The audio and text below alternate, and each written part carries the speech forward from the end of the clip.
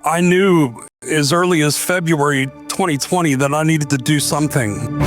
I recognized that there was a systematic problem and that this was not about hydroxychloroquine, it was something larger. Fear shut the world down, and people made a lot of money at it as they were killing us. I was asked to speak at a freedom rally that was set up to discredit my reputation. Whoever orchestrated this must not have the safety of this nation in mind. Medicine and politics should be separated. These doctors were handcuffed. The American public has awakened. We have a new civil rights movement to restore our rights, and we're going to hold them accountable. It is a natural progression of a man of God or woman of character to see injustice, to seek it out, and then to act upon it. Do you hear me? We will never lock down again. This is the hill we die on. Don't miss New American Heroes with attorney Warner Mendenhall and John Davidson, Mondays on BrokenTruth.tv.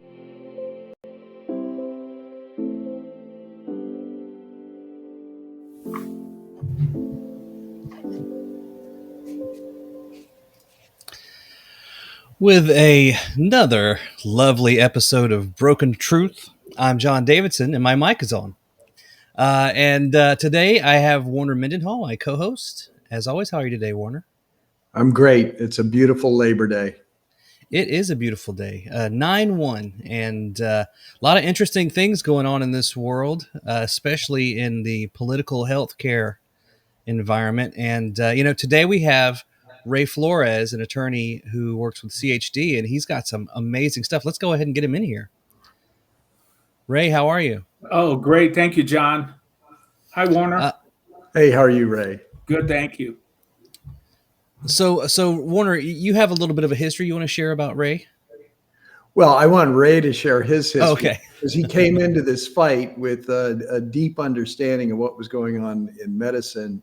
And I think that's something that drove him into law and the work that he's doing. So Ray, if you could fill the audience in and your background and how you came to practice law.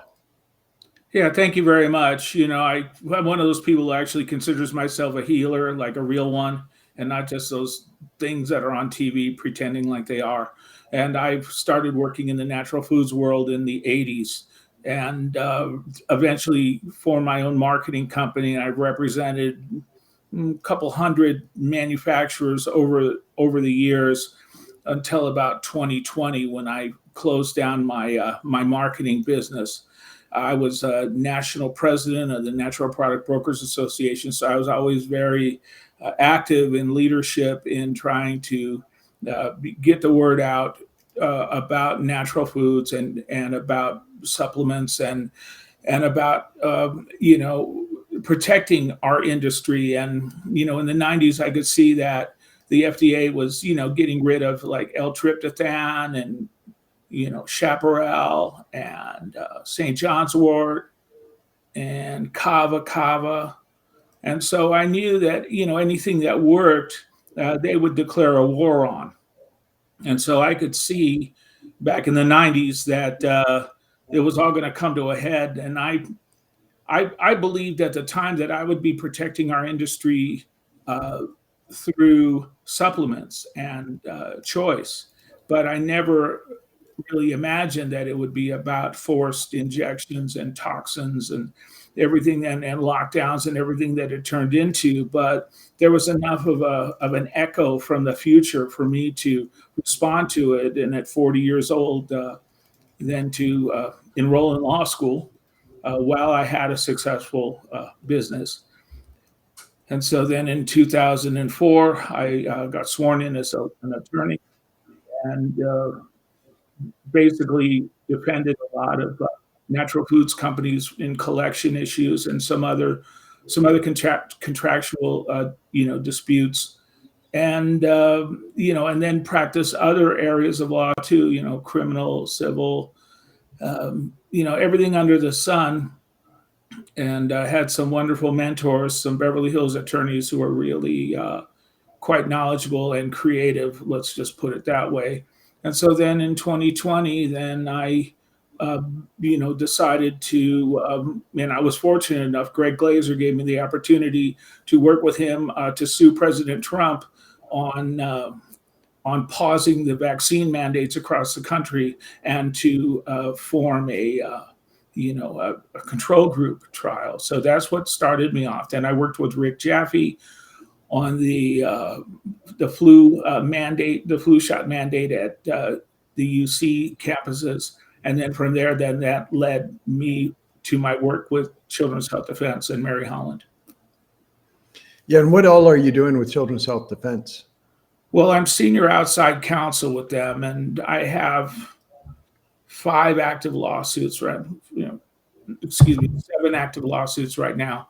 A few FOIA cases. I have the one case that got quite a bit of publicity against the HHS secretary for the task force.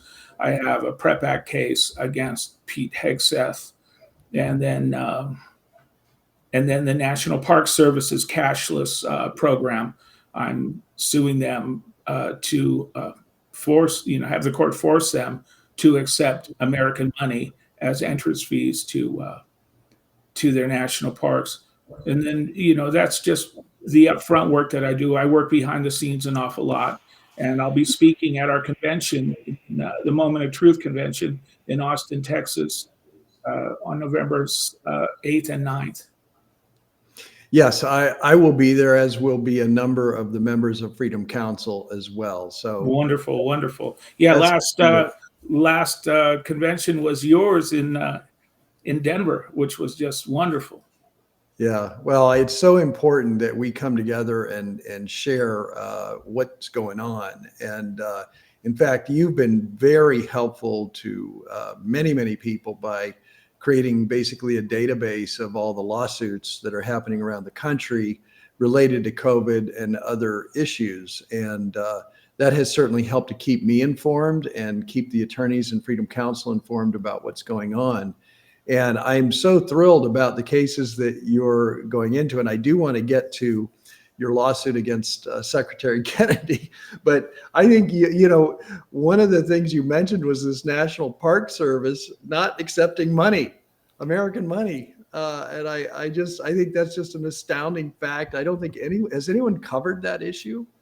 Yes, there's been coverage in the press, quite a bit, actually. Of course, most of it negative, like we're dinosaurs, we don't believe in electronic currency. But, they don't acknowledge that a cashless society is the linchpin to a surveillance state.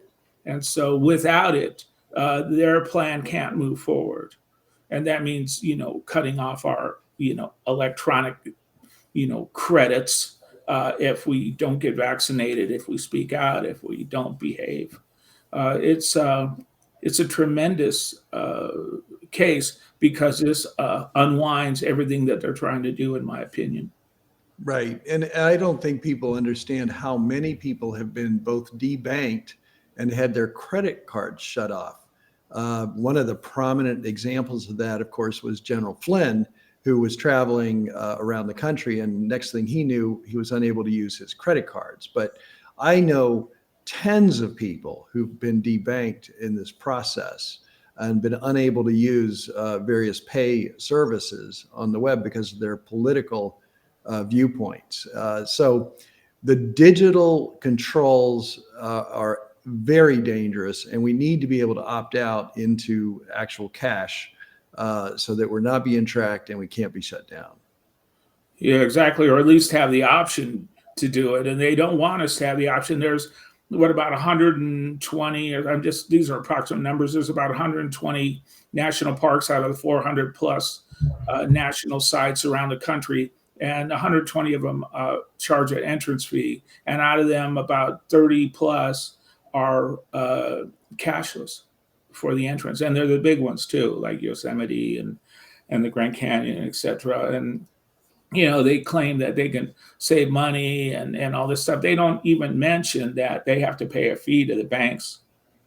Right. And, and they talk about, the threat of being robbed. Well, how many times have you heard of a park ranger being robbed at a kiosk? It's like they reduce everything to the ridiculous. They're trying everything they can to deny that this policy exists. And they successfully dismissed my first pleading. So now I filed an amended pleading with ongoing harm. In other words, I pled that the plaintiff continues to want to go to the FDR historic site in Hyde Park and will not if she is forced to use anything other than legal tender. She was actually turned away at the counter from the tour, and we've got it recorded. So they're being so polite, and they won't let her in.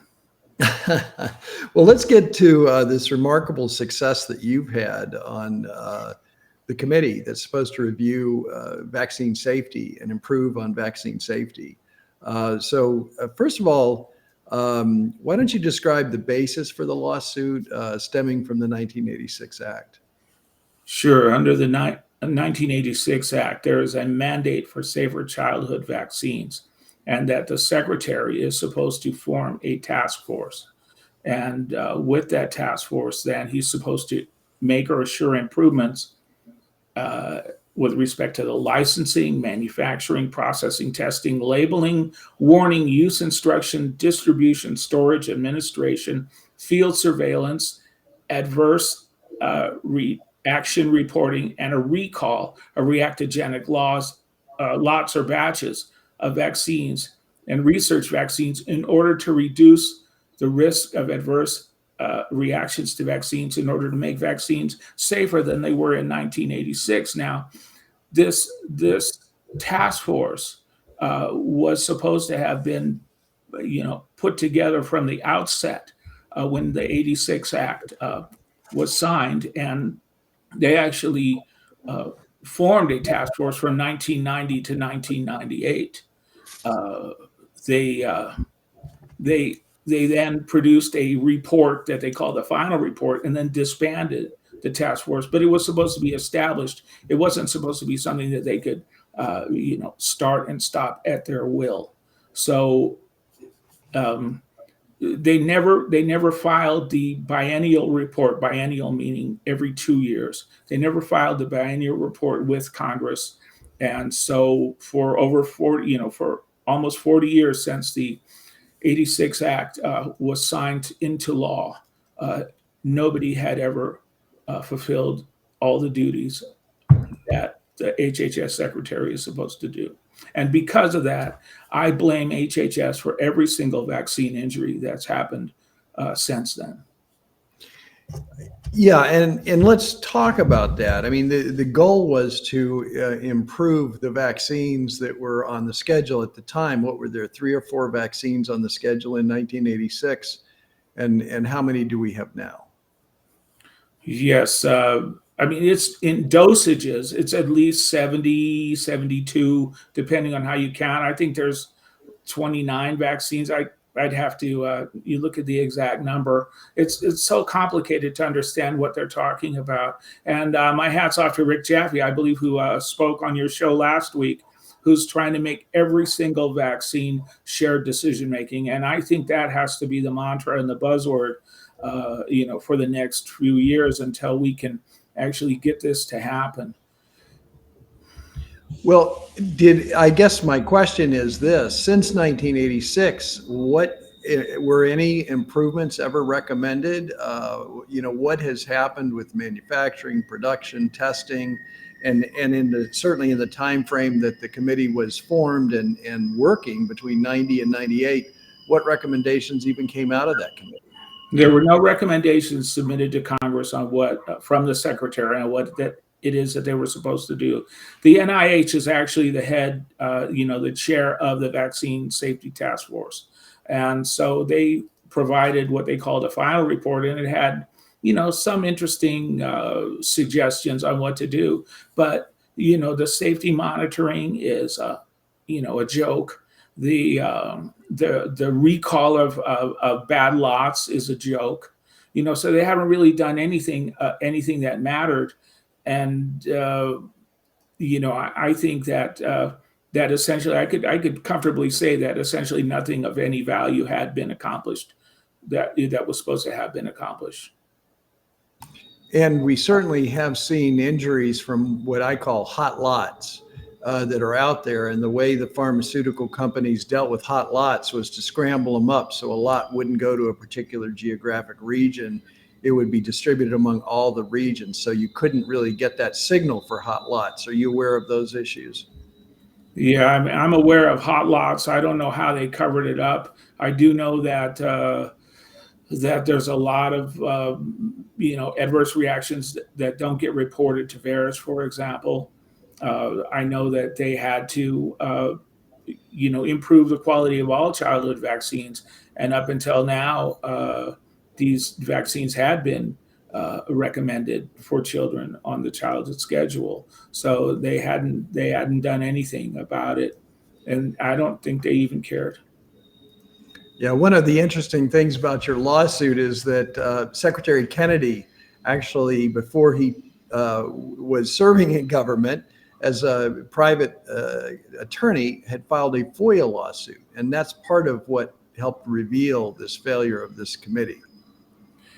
Yeah, it's an interesting situation there. I think that he and his co-counsel only went halfway to what they could have done. The 86 Act also provides for citizen action lawsuits to be filed if the secretary is not performing a non-discretionary duty. So once they found out that the secretary hadn't formed the task force and hadn't provided the reports, then they should have taken it one step further and filed a citizen's action and forced them, as I did, within a 5-month period, to announce to the world that the task force had been formed and that they committed in a press release to submit the biennial reports within 2 years and every 2 years thereafter. And I filed a dismissal then once they announced that formation, and I filed it without prejudice, meaning that I can file again if I have. So what actually triggered your bringing this lawsuit? Well, I've been trying to figure out how do I get them to form the task force. And as then Attorney Kennedy's lawsuit was just a FOIA request, but then they dismissed the case. They didn't take it a step further. But so I was trying to figure out, what do I do? Do I do an administrative, procedures violation that is arbitrary and capricious, not to form the task force? And I ran across Alton Maglio's case, where he is trying to force, and still it's an active case, trying to force the secretary to take the vaccines on the routine childhood schedule and actually put them on the vaccine injury table. And he did it as a citizen's action. Now, unfortunately, that case has a lot of problems with it. I think it was filed prematurely. I don't think the facts are correct. I also know that once they pulled the vaccines off the routine childhood schedule, then that case is moot. And the filing by HHS actually, avers to that fact, and we'll see, how the court rules on it. But once I realized that they were using that citizens action, there'd only been 2 other citizens action filed up until that point. One was a Coalition for Mercury, something like that. And what they did was they wanted to get mercury out of vaccines, but that's not a non-discretionary duty to take mercury out of vaccines. And then ICANN filed another lawsuit under a citizen action, believe it or not, to try and take out the advertisements saying that vaccines, do not cause autism and that they're safe. And of course, that was also not a non-discretionary duty. But forming a task force is a non-discretionary duty. And so that's how I brought the case. Now you have me curious. Have you looked for other non-discretionary duties that might be used as leverage here in lawsuits? Well, I think Alton Maglio's case, in fact, I was ready to copy it and bring it with a different plaintiff. But once the once the CDC took the vaccines off the routine schedule, then that case was gone. But I don't see any other non-discretionary duties. What I do is I go through the law and I type in the word, to find the word shall, to find out what it is that he must do, and that's the only thing that I can find so far. The only other act that I know that does this is the Clean Air Act, where they allow for citizens' actions. Which vaccines, I just want to be very clear with the audience, which vaccines were taken off the childhood schedule in the Maglio lawsuit? No, well, what he wanted was to have the COVID-19 vaccines. See, it says in the 86 Act that if a vaccine is on the routine childhood schedule for 2 years, then they must put it on the vaccine injury table. And so everything was looking great until they took it off the routine schedule. And now all of a sudden, I think his case is gone. I mean, I would like to see it work, but, if it's not on the routine schedule anymore, then how can they be forced to put it on the vaccine injury table? Remember that COVID-19 vaccines are not part of the VSIP program. They're part of the CSIP program, meaning, the countermeasure and injury under the PrEP Act. And so to get it into VSIP, to force it into VSIP, was a brilliant idea. And I think that, he's a vaccine injury attorney. And if I'm not mistaken, he'd been advertising, trying to find, potential plaintiffs for this case. But, or potential cases that could be brought once COVID-19 vaccines are put into CSIP. And I just want to clarify for the listeners what VSIP is and CSIP, Vaccine Injury Countermeasure Program. And is that correct? The Vaccine Injury Compensation Program. Compensation program. And then the other is Countermeasures Injury. Right, under the PrEP Act. Yeah. And so, so what I meant to say was that he's trying to get the COVID-19 vaccines under the vaccine court, under the 86 Act, under VSIP. That's right. CSIP has limitations, but can be brought by citizens. Now, my understanding is VSIP requires an attorney to represent you. No, that's not true. You can have an attorney, but in CSIP, you can't have an attorney, even if you want one. Oh, gotcha. I had contacted the Countermeasures Injury Program people on the phone and a couple of years ago, and I just asked them what they were experiencing, and they were like, you need to apply pressure to your congressman and your elected officials because we're swamped. Well, yeah, this was 2 years ago. Yeah, and could you imagine how swamped the vaccine court would be if they all of a sudden moved all these vaccines into vaccine court, and if they allowed for attorney fees? The feeding frenzy would be unbelievable. It could bankrupt the country, So that's why that's Secretary Kennedy's big challenge is how does he compensate people for COVID-19 vaccine injuries and put it into a fair program. And I think he's hired Mr. Downing to be a consultant to figure out how to do this. But I don't see any way they're going to be able to pull this thing off. I'll be excited to see what they come up with. The political will in this situation is what's been hamstringing a lot of the efforts. PrEP Act has been an obstacle. Everyone that I talk to, when I say, why don't you sue for COVID vaccine injuries? Well, we can't because of PrEP or whatever else. So it's amazing that you're using the system against itself. But maybe that's how it's supposed to be. It's just, we've never been in this kind of situation as a nation before, Well, right. But, the childhood task force is under the VSIP or the 86 Act. That's a different world. Okay. Under the PrEP Act, right. There's only been one lawsuit ever filed within the PrEP Act, and that's mine. And that's the estate of George Watts Jr. versus the Department of Defense, Lloyd Austin, and now Pete Hegseth. And so I brought that 2.5 years ago now. And they dismissed the case a year ago. Let's talk about that a minute, because I'm sure many in the audience don't know about the Watts lawsuit.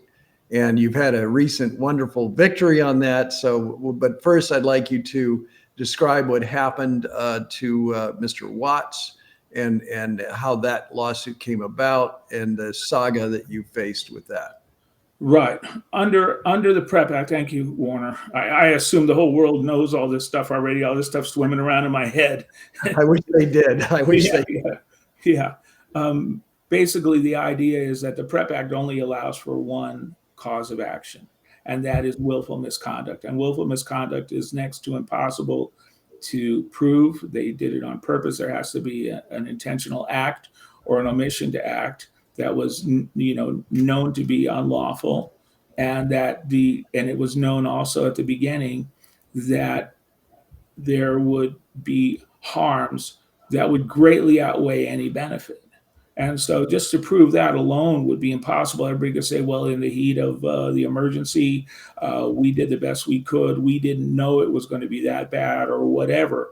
And then on top of that, then even if you do can prove willful misconduct, such as, false advertising or, lies about the safety of the product, which the Kansas v. Pfizer lawsuit has done quite well. Cobot versus Pfizer. But the PrEP Act, gives blanket immunity to any kind of injury that you could have from a COVID, from a covered countermeasure. And what another article that I recently wrote in the Defender was showing that the CSIP program doesn't allow for payments for anything other than serious physical injury or death.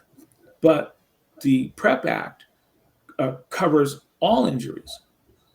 So it precludes all injuries. So the majority, 1.5 million injuries that have been reported to VAERS, which may be an understatement of how many injuries there actually are, 99% of them can't even file with CSIP because the person didn't die or they're not completely incapacitated. So CSIP, and then not only that, but even if you could prove willful misconduct, if you don't file CSIP first, then you can't file for willful misconduct.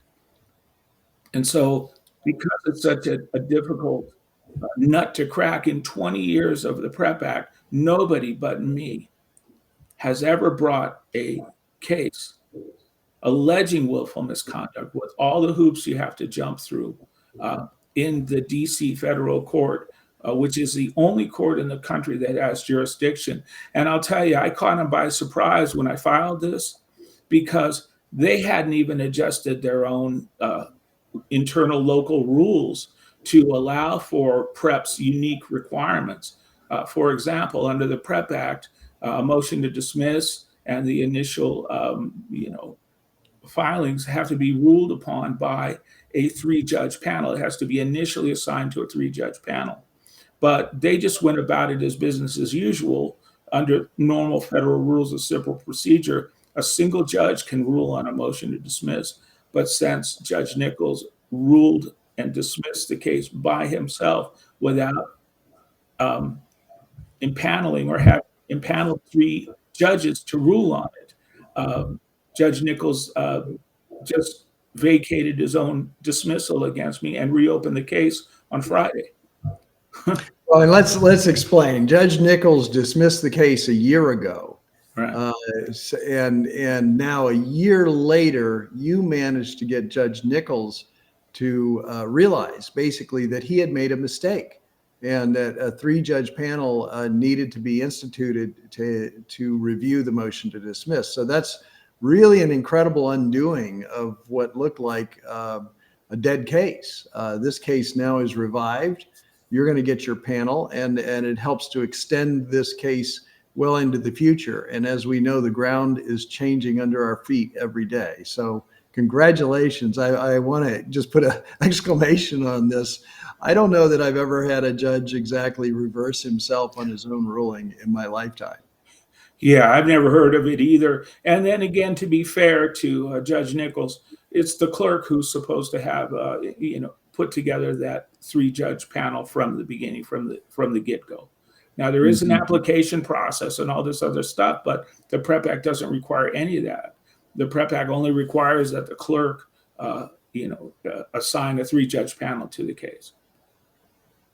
Yeah, it's a big deal. This is a big deal, and now, I've already filed an appeal in the D.C. Circuit that's held in abeyance. So now that the case is reopened in district court, I would assume that Judge Boasberg, the famous Judge Boasberg that we see on the news all the time, who's the chief judge of D.C. District Court, will impanel a 3-judge panel for this case. And let's talk about Mr. Watts a minute. What exactly happened to him? Well, again, pleading willful misconduct is very, very difficult, and manufacturers cannot be sued, distributors cannot be sued unless the Attorney General or the HHS Secretary has brought an enforcement action against them. But the Department of Defense directed Operation Warp Speed, and they, from the beginning, told everybody how wonderful the vaccine is and how it's safe and effective. They even encouraged, other, hospitals and medical providers to say the same thing, to repeat that it's safe and effective when it was only an emergency use authorization product. And so that was the willful, the act at the beginning that, the lie to say that an emergency use item that only may be effective is safe and effective. And they carried that same lie all the way through until the time that they licensed the non-existent community vaccine in August 21st of 2021. So Mr. Watts waited until the vaccines were licensed, until they were safe and effective, to be able to go to school in person. But since the DoD never really cared about safety and was in charge of directing the distribution, they left the emergency product in place, and they never replaced it with the licensed community vaccine. So when George Watts Jr., the late George Watts Jr., thought he was taking a licensed product, he was getting the same old product that DoD left in circulation. And since the military, our Army, conducted the Nuremberg trials, they, better than anyone else, should know, especially after Judge Sullivan's ruling, that you can't turn members of the military into human guinea pigs. They knew full well that they had no legal justification to be able to, entice and trick the citizenry into participating into the largest human experiment of all time, medical human experiment of all time. And so Mr. Watts got the emergency, got a hot lot. He got the EUA vaccine, and within a month he was dead. What caused his death? Pfizer vaccine. It says it right there on the certificate of death. What did it do, though? What did the vaccine cause in his body? It caused his body to just completely break down and essentially fall apart. And it was myocarditis that killed him. Oh, geez. What did you have problems getting that, or did he have problems getting that finding on the death certificate? Well, it was just something that the coroner and the medical examiner had written up on their own. It was not something that I pushed for. It wasn't something that was after the fact. No. Where did he live? He lived in Western New York, just north of the border of Pennsylvania. That's surprising that the coroner would put that in there. Well, yeah, you risk your career, but I think that kind of happened before a lot of people were, lost their license for telling the truth. Yeah, but it is a remarkable case. It's a unicorn in a lot of ways, and that's why it has to be pushed all the way, and focused on to get to the truth. You know, the thing is that the CSIP program, in a way, is a waiver of sovereign immunity, meaning that the government allows you to get compensation from it. But then they say, well, we're not waiving sovereign immunity, but in a way, they already have.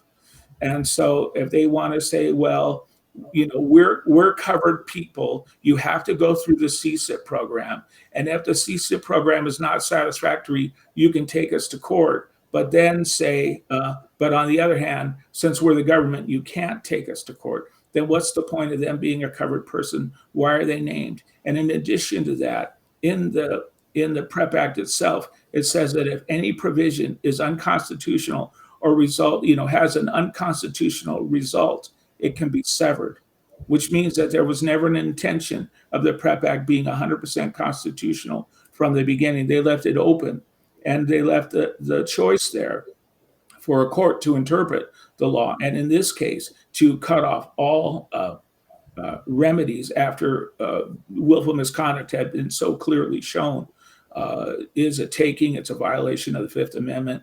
And I believe we're ultimately going to be successful if the court takes the time to actually look at the arguments that I made, rather than, you know, Judge Nichols, you know, when he just said, oh, well, sovereign immunity, you know, protects, you know, the United States. So case dismissed. And the whole point of a 3-judge panel is that so things like that wouldn't happen, that there would actually be fruitful discussions.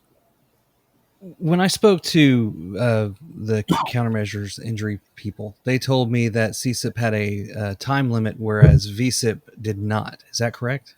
No, VSIP has this injury table that if there's, you know, an injury within 36 hours or 24 hours or a week, that all of a sudden then the injury is shown, you know, it's presumed to be as a result of the vaccine.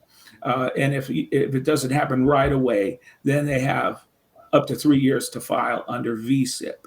Under CSIP, they have 1 year, 1 year to file. They told me because of a family injury in the 60s, because it was a polio vaccine, that I could bring it up. Yeah. Through VSIP. However, I know, like with Maddie DeGarry and Stephanie DeGarry, Stephanie and Maddie featured in Follow the Silenced, great movie if you haven't seen it. Maddie and Stephanie brought forth her case to CSIP, but they were just outside the 1 year mark, and they were rejected. And Aaron Siri filed a complaint, an appeal. They ignored it, and that's problematic, especially when you're dealing with a vaccine that is creating cancers, which might take a year, 2 or 3 to manifest. You're So right. I'm quite familiar with that case. In fact, I was planning on bringing a willful misconduct case against, you know, a manufacturer back then, and then they decided to move on to somebody else. Warner, you tweeted this morning, cracks in the dam, and I'd like to explain what that means to all your fans, because I know they're watching you constantly. This morning at 5:15 a.m., President Trump posted on Truth Social this pretty interesting thing, and I'll preface by saying one of the things that's been very frustrating to everyone is that the president has been so adamant about how wonderful Warp Speed was, and the vaccine rollout that came up under 2020 under his watch, and everyone else that has been injured or has family members that have been injured or have, you know, experienced the limitations in dealing with the injuries posted, you know, created by 86 and PrEP and everything else. They're frustrated with him. So this is maybe the first time he's really acknowledged a potential risk, and I'll just read it out. It is very important that the drug companies justify the success of their various COVID drugs. Many people think they are a miracle that saved millions of lives. Others disagree. With CDC being ripped apart over this question, I want the answer, and I want it now. I have been shown information from Pfizer and others that is extraordinary, but they never seem to show those results to the public. Why not? They go off to the next hunt and then let everyone rip themselves apart, including Bobby Kennedy Jr. and CDC, trying to figure out the success or failure of the drug company's COVID work. They show me great numbers and results, but they don't seem to be showing them to many others. I want them to show them now to CDC and the public and clear up this mess one way or the other. I hope Operation Warp Speed was as brilliant as many say it was. If not, we all want to know about it and why. Thank you for your attention to this very important matter, President Donald J. Trump. That is, Alex Jones came up and he had a 5-minute long just rant about it because this is a crack in the dam. Is it a bullet in the heart of the werewolf? I don't know, but it's a start. What do you guys think? Well, I have a very strong opinion of that. I mean, because one of my clients has been, adamant about the dangers since 2020, before the vaccines were even, issued as emergency use authorized. And that's Brooke Jackson. So, and the information that she sent to the FDA included adverse events, failure to report adverse events, and very quickly it was obvious that all-cause mortality was greater among those who took the so-called vaccine versus those who did not. So right from the get-go, it was obvious, and there's been recent revelations that other adverse events were hidden, and numbering in the hundreds that would have certainly gone to the analysis as to whether this may be safe or effective against COVID-19. So President Trump has been obviously wanting to defend the political decision that he made in 2020 that he thought was necessary given the environment at the time. But what he needs to realize, and apparently is still happening, is the drug companies are absolutely lying to him. The statistics that they're showing him, I'm sure, do not include all of the injured people out there. And, we can see from the Department of Labor statistics, which Ed Dowd has pointed to, that we have some crazy increase in disability in this country to the tune of 3 to 4 million people.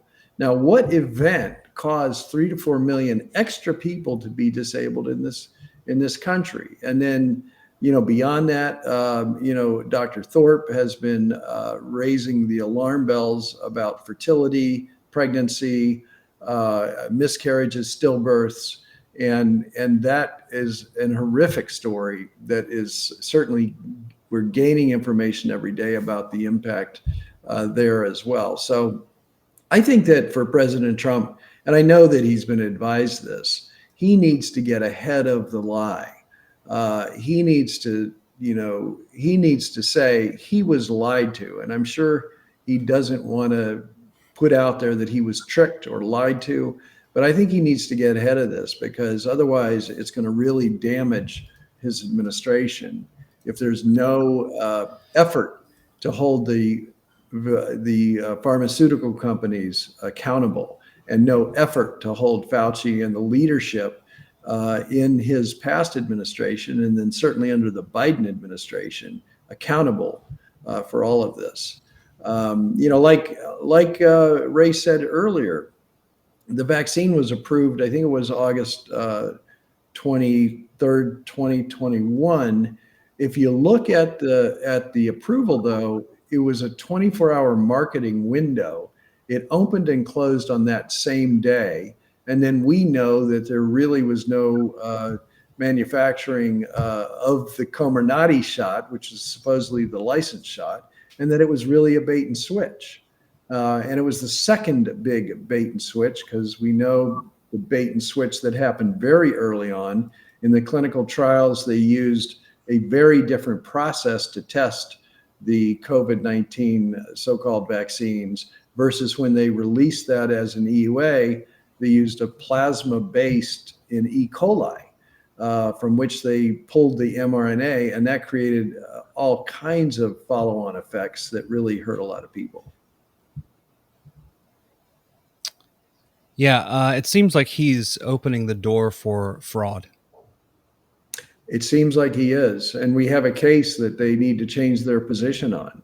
The Brook Jackson case is still pending at the Fifth Circuit Court of Appeals. The federal government is still saying that case should be dismissed and is contrary to the public health policy of the United States. And so it does appear to me that the public health policy of the United States is actually changing in recent weeks to not back this very dangerous product. You know, here's a little moment of zen. I don't know if you guys remembered this, but a few weeks ago, the president introduced Albert Bourla at an event. Yeah. This is what happened. Good to us. Jay, thank you very much. Appreciate it very much. We also have the head of Pfizer here, so I want to thank him. One of the great people, one of the great businessmen. Thank you, Albert. Thank you. He laughs. Thank you very much. Thank you very much. I want to congratulate. I mean, that's pretty funny. I think he called him Alfred too. There, I think he Alfred Borla. He may have messed that up a little bit. Ray, what do you think of this? What do you think's happening here? Well, just to go back to the history, I think Trump was easy to fool because he wanted America to be the leader, to get out those vaccines first, to get out, to activate the Defense Production Act, to produce the ventilators, with GM and all these other people. And so, as soon as you put dollar signs in his eyes, as soon as you put America's going to be the leader and all this other stuff, he just got tricked like everybody else, but he got tricked in a bigger way because of, who he is and what position he's in. The way I see it right now, Trump and Kennedy, especially after the task force was formed, I believe that really caused a problem internally. I have no inside information whatsoever at all on this thing, but the way I see it, that everybody at the CDC did not want to, form this task force. I'm sure Susie Wiles and Callie Means and all these other people had, they didn't want to touch this task force, as all the secretary's predecessors had done and all the lobbyists. The last thing they wanted to see was this task force. But I think that Trump finally sided with Mr. Kennedy, and I think they're finally in a position to where they're joining in brotherhood against us. And I think that this is just one more sign that, Trump is supporting Mr. Kennedy. And I think that, it's an awful big step for a guy like him, to admit he was wrong. I guess, that's not something that happens every day, for the leader of the free world to admit a mistake. And he's looking for some kind of cover. And I couldn't have put it better than you did, Warner, that he wants to get ahead of the lie. And you explained it very, very well. I hope my comments helped. Oh, yeah. I think even, Operation Warp Speed at the time, Trump is a brilliant politician. And I think in 2020, I think he recognized that he was losing narrative, with the voters and needed to do something. And I think that's partly why he pushed on this as hard as he did. Just the political calculation was the American public wanted something to happen, something to be available to get them out of the problem. And even obviously the delay that Pfizer had in terms of releasing it, that seemed politically motivated as well, to not give Trump any credit for this prior to the election. So I mean, you see these political winds blowing, and I think we do have to be very aware of it. And right now, I think the political wind that is blowing is that Bobby Kennedy's popularity is rising. He's a rising star. And I think Trump does recognize that Kennedy has got his finger on the pulse of what's happening out here, given the vaccine injuries that Kennedy's aware of. And given the fraud that Kennedy's aware of, that is starting to pick up steam and is going to be very important going forward. So I think there's both the factual issues that we've all known for now a long time. And I think many people have worked, including you, Ray, to establish that we've got a problem. And that started a long time ago. But just because there's a problem doesn't mean you have to respond politically to it. But all of a sudden, because of the growing awareness, because of Kennedy, because of all the discussion around vaccines, there's a political wind blowing about that problem that I think Trump understands inherently that he has to address and has to get ahead of. Well said, Warner. Yeah, I'm heartened to see it, frankly. This has been a pretty miserable 5 years for a lot of people, especially the injured. And even if there were 5 people that were harmed, I think there's a lot more than that. The way the system was set up, those 5 people were not given the care that they needed because of the system that is so blind to it. I mean, the moves this past week at the CDC, we should talk about that a little bit. You've got the head of the CDC removed since we had our last show. You had she was going to quit, then she was fired. Then you had the very curious gentleman, Dimitri. I can't pronounce his last name, but he's the guy they all say has the satanic symbols on his tattoos and things like that. He left, and we had covered him at Broken Truth about a year or two ago when he spoke at an AMA event where he brags about working with protesters to sabotage an event he was speaking at to wag the dog, so to speak, and get Mpox approved and get more money for Mpox vaccines. And he thought he was all proud of what he said at the AMA, and the AMA celebrated him for saying it. But the reality is that it was an untrue statement. I mean, he made it seem like he was being, taken by surprise with this, but he was actually coordinating with the protesters to get what he wanted politically. That's violation of trust, in my opinion. But it's interesting to see these people now getting out of the CDC. It's funny, when I was speaking at Warner's event in Denver, the big quote was, "They're just bureaucrats and they're evil." Boy, there couldn't have been a more accurate statement. Well, especially when they have satanic symbolism and take pictures with satanic symbolism. I mean, that in normal, even anybody in a normal job, you put something out like that, it's going to reflect poorly on your employer, even more so if you have a government employer.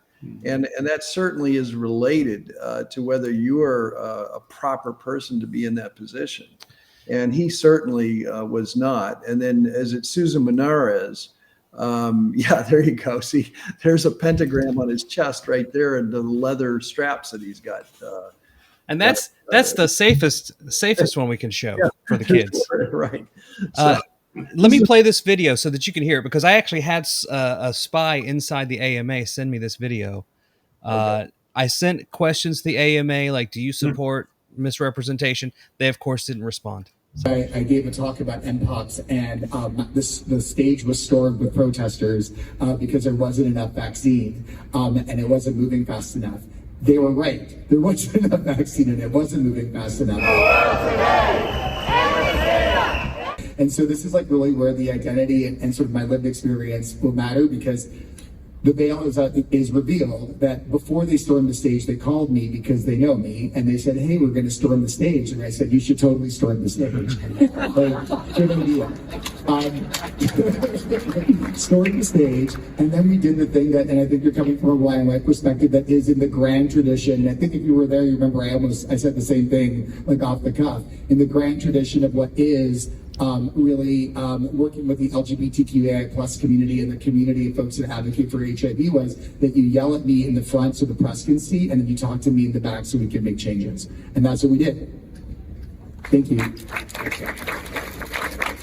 By the way, for any future AMA meetings, excellent advice. Call the president first before you storm the stage. Boy, I really wish real protesters would shake their tree a little bit. Because, as we've learned over the summer, with all the Soros Foundation protests that were astroturfed, right? They were fake. They were paid for. They weren't genuine uprisings of people, fighting for their rights. They were paid protesters that were on the clock. So hopefully this USAID change where the money is drying up is going to help give a more authentic experience for the public in terms of when you see a protest, is it real or not?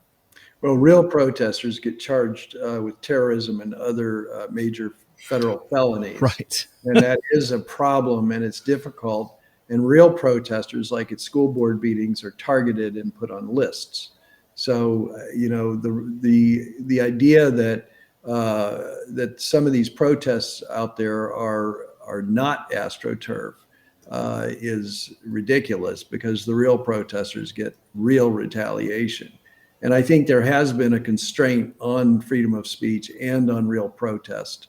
And we've seen that bubbling up in the school board meetings, city council meetings, other places where people try to act locally, and then they are threatened with arrest and banning and everything else. So it's a very aggressive posture that I hope is done with now that the Biden administration has passed. But we're discovering more and more of what was happening and how people were targeted for their views. Right. So, Ray, what's next? Well, I think that since Mr. Kennedy is on a roll, so to speak, and Donald Trump is behind and President Trump is behind him, I think that the best thing that we can do is support Mr. Kennedy, 100%. Up until now, it's been kind of fair game to criticize him that he's not moving fast enough, that he's not doing what we thought he wanted to do. Everybody was, me in particular, I was really worried that this Maha Commission strategy report that is now, delayed almost 3 weeks, and we're not going to even see the strategy report for another 3 or 4 at best, and they're talking about Fruit Loops and donuts and all this garbage. To me, it's like, I'm grateful that, Mr. Kennedy saw the light and formed that task force. And I'm so happy that I had played a major role in getting him to do that and really allowing him to do that in a lot of ways, because, it'll save children's lives and it'll bring, and it'll allow them to do their job. And Dr. Jay Bhattacharya will just go into his, lab and, form the task force and do the work. And then all Mr. Kennedy has to do is say, just ask him, I'm not in charge. I'm just going to submit the report. Dr. Bhattacharya is the head. And so, that's the exciting part, is that, Mr. Kennedy is finally able to do his job and do what needs to be done. There's a couple other lawsuits I have in the works, but I can't really talk about them just yet. But they're going to be equally as important, I'm sure. Well, thank you so much. And when those lawsuits are revealed, we'd certainly love to have you on to discuss those and give us an update as to where things are, Ray. Absolutely. I think one of the things that you point out in what you just said is that the brave people who bring these lawsuits and the attorneys who are willing to represent them give the government, give Kennedy, give Trump even, an opportunity to respond in a proper manner and to help to change things for the better in this country. So the legal process is actually very slow, but very, very important here. And I think the grace that you're asking be given to Kennedy is fully appropriate. I don't, so many people, and I get their frustration. They've been dealing with vaccine injury or loss of a job or whatever, for 3, 4, or 5 years even. And it is very frustrating when you've been through that pain to not see it alleviated immediately, but there is no way to alleviate it immediately. The lawsuits, the litigation, the politics just takes years. And thank God we're on the right path now.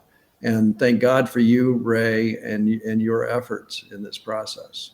Yeah, and same to you, Wayne. You and I from the beginning were the ones who saw it big picture and realized that we have to organize everybody and get the word out as a unified force. Yep. Agreed. Thank you both so much for being here today. Anything else you'd like to add, Ray? No, just thank you very much, John, for having me. All right. We'll have you back and when you have an update. Thank you, guys. And without further ado, have a wonderful rest of your day. All right. I knew as early as February 2020 that I needed to do something. I recognized that there was a systematic problem and that this was not about hydroxychloroquine, it was something larger. Fear shut the world down, and people made a lot of money at it as they were killing us. I was asked to speak at a freedom rally that was set up to discredit my reputation. Whoever orchestrated this must not have the safety of this nation in mind. Medicine and politics should be separated. These doctors were handcuffed. The American public has awakened. We have a new civil rights movement to restore our rights, and we're going to hold them accountable. It is a natural progression of a man of God or woman of character to see injustice, to seek it out, and then to act upon it. Do you hear me? We will never lock down again. This is the hill we die on. Don't miss New American Heroes with attorney Warner Mendenhall and John Davidson, Mondays on BrokenTruth.tv.